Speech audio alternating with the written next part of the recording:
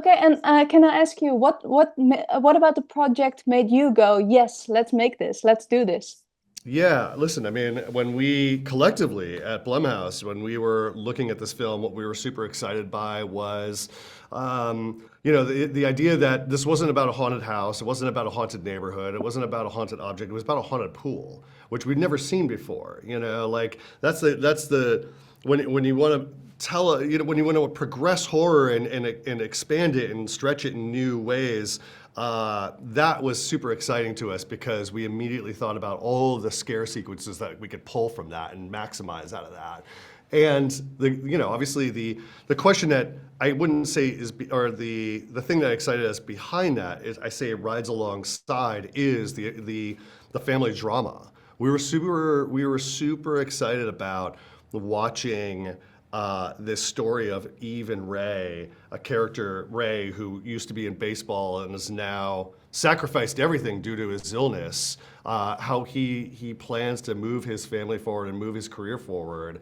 And obviously, the matriarch of this story, Eve, and how she has to respond to, these kind of secrets that Ray is hiding, this kind of inner need to get back into baseball, how she responds to that, and how obviously overall how this pool is going to start manipulating these family members, obviously, or and how they're going to obviously grant Ray his wish. We were super excited about that.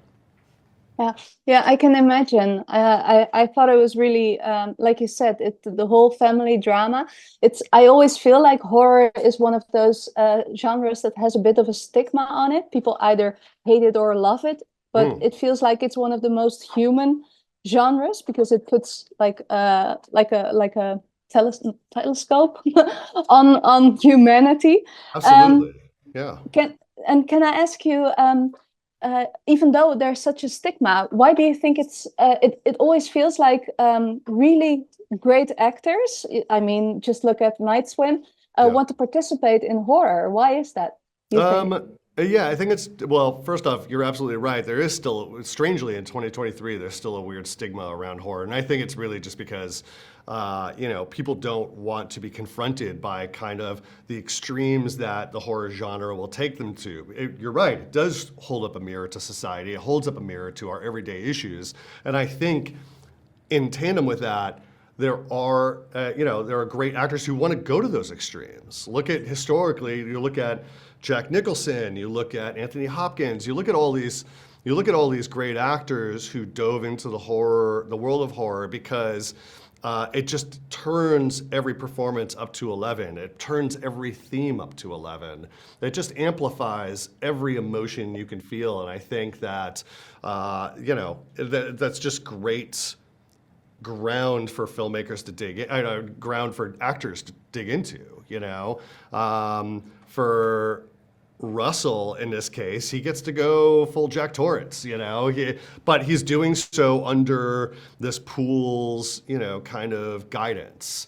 He's been possessed by this pool and what it stands for. But yeah, I think just like the horror, the canvas the world of horror grants you is just really great emotional fodder to explore things that we don't want to explore about humanity, and do Yeah, so in an no, entertaining way. That's the thing. It's like Night Swim is super scary and super entertaining, and what you're getting is, you're just getting a rich family drama at the core of it all.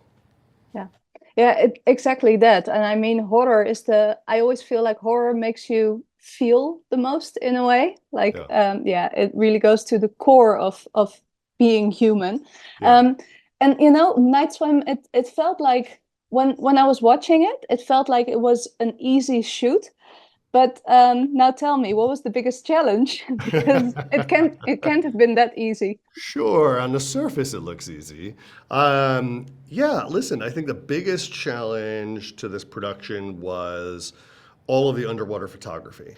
And kind of figuring out all the puzzle pieces within our schedule to, as you noticed, Izzy and Eve both take a swim into the deep end of the pool, into the dark water. And one of the characteristics of the pool is when it's ready to kind of show its true face, there is no bottom to the pool. You just keep swimming and swimming into this kind of ethereal, supernatural realm.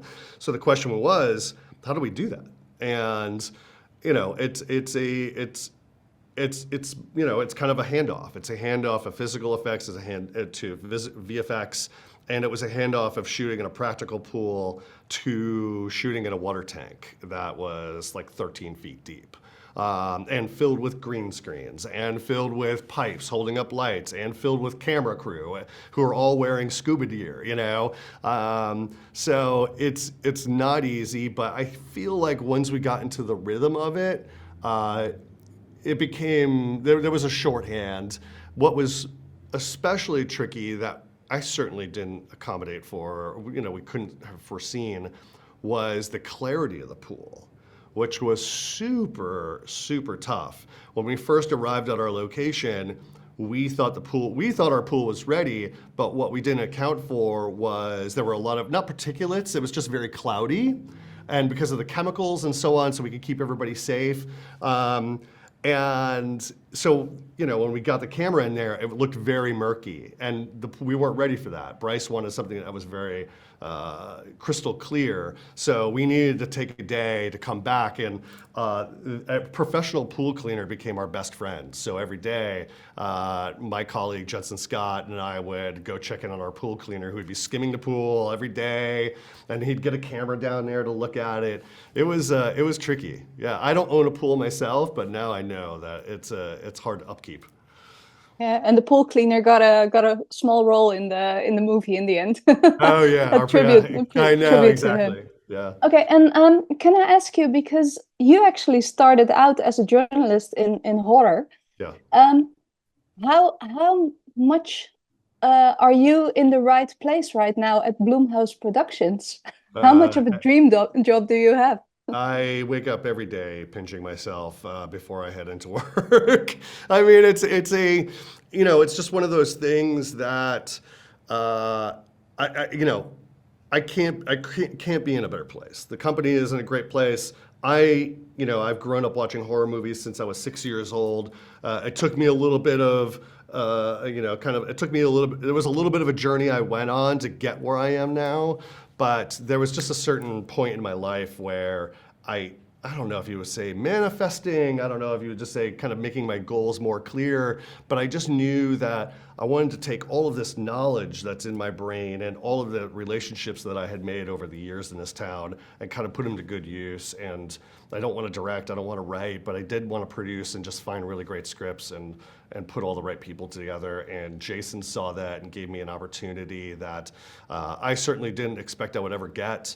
But I'm certainly grateful for it, and I've gotten to work with some incredible talent now. Like, I could die now and be happy, having worked with now Carrie Condon and Russell and Jamie Lee Curtis and so on. It's just insane. It's insane. Yeah, I definitely think you could call it manifested. Do you remember meeting Jason for the first time?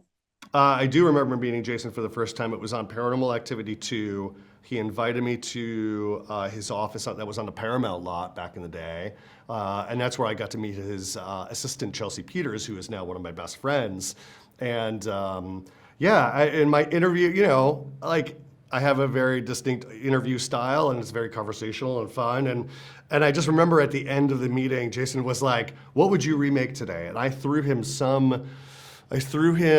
a movie that I was a huge fan of that was a Korean slasher film. And I was like, "You should look at this movie. It's incredible." And he was like, "Great." And then I remember Chelsea emailing me, and she was like, "What was the movie you mentioned?" But that was my very first interview with him. And then it just kicked off because of my time in journalism, and all the movies that Jason was doing, Paranormal Activity, The Purge, it just kept giving me opportunities to meet and talk with him.